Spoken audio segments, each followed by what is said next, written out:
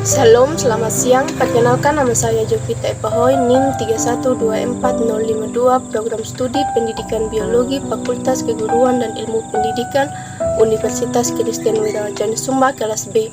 Di sini saya akan menjelaskan tentang terkait kasus kekerasan seksual yang marak terjadi. Pertama, tanggapan pribadi terkait kasus kekerasan seksual yang marak terjadi. Kekerasan seksual adalah setiap perbuatan merendahkan, menghina, melecehkan, menyerang tubuh dan fungsi reproduksi seseorang karena ketimpangan relasi kuasa.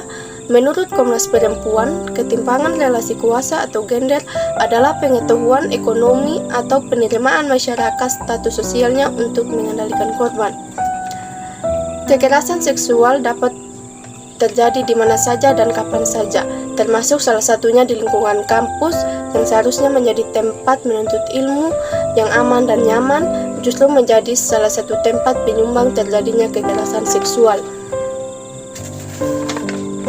Berdasarkan data Kementerian Pemberdayaan Perempuan dan Perlindungan Anak dari 1 Januari 2024 hingga saat ini tercatat terdapat 8.615 kasus kekerasan seksual di mana mayoritas korbannya adalah perempuan.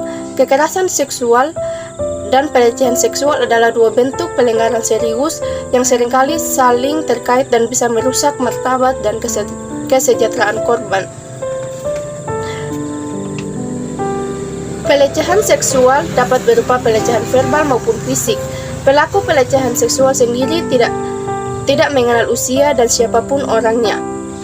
Kebanyakan korban kekerasan seksual yaitu perempuan. Ketidakberdayaan dan kelemahan perempuan menjadi celah bagi para pelaku untuk membujuk korban agar menuruti hawa nafsunya.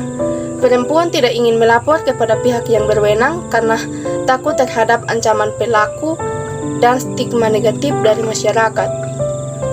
Hal ini seolah-olah perempuan menjadi korban pelecehan seksual, menjadi penyebab dan bertanggung jawab atas kasus kekerasan seksual yang dialami. Sebaliknya, pelaku cenderung santai dan tidak terlalu memikirkan dampak yang ditimbulkan akibat dari perbuatannya. Bentuk-bentuk kekerasan seksual. Yang pertama, kekerasan verbal seperti melecehkan tampilan fisik. Yang kedua, kekerasan non-fisik seperti memperhatikan alat kelamin. Yang ketiga, kekerasan fisik seperti menyentuh, memeluk, dan mencium. Yang keempat, kekerasan melalui teknologi informasi seperti mengirim pesan yang bernuansa seksual. Kekerasan seksual mencakup segala bentuk perilaku yang tidak diinginkan dan membuat korban merasa takut, terhina, terintimidasi, dan tidak nyaman. Yang pertama, berperilaku atau mengutarakan ujaran yang mendiskriminasikan atau melecehkan penampilan fisik, tubuh, ataupun identitas gender orang lain.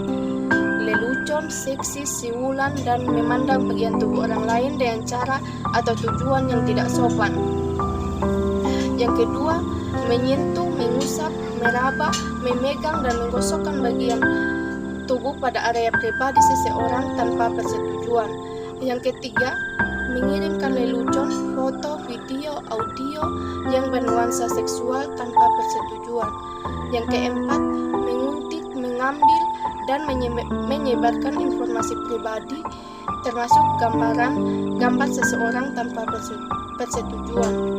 Yang kelima, memberi hukuman atau perintah yang bernuansa seksual kepada orang lain. Yang keenam, mengintip, membujuk, menjanjikan, menawarkan sesuatu atau mengancam seseorang. Yang kedua, memberikan sebuah refleksi maupun pandangan kritis terkait kekerasan seksual.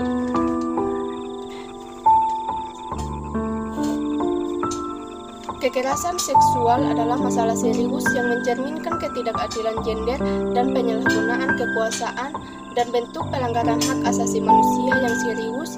Tindakan ini tidak hanya melibatkan pelanggaran fisik, tetapi juga aspek psikologis dan emosional korban, yang seringkali menimbulkan trauma jangka panjang. Kita perlu mempertimbangkan berbagai aspek seperti budaya patriarki dan ketimpangan kekuasaan. Yang ketiga, berikan penjelasan terkait dampak-dampak dari kekerasan seksual yang dialami oleh korban. Dampak-dampak kekerasan seksual yang dialami korban.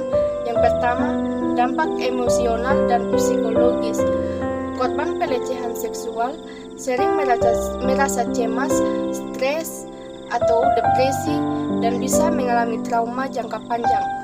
Dampak yang kedua yaitu dampak fisik.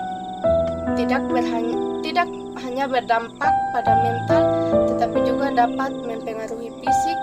Korban sering sakit kepala, gangguan pencernaan, dan masalah lainnya.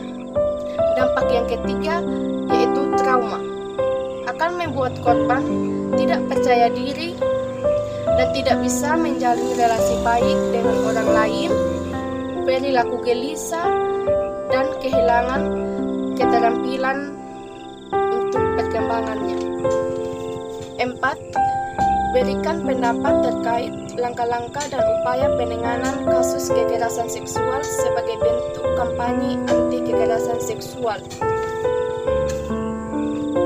Langkah-langkah dan upaya penanganan kasus kekerasan seksual. Yang pertama, pendampingan berupa konseling, layanan kesehatan, dan bantuan hukum. Kedua, penanganan sanksi administrasi terhadap pelaku.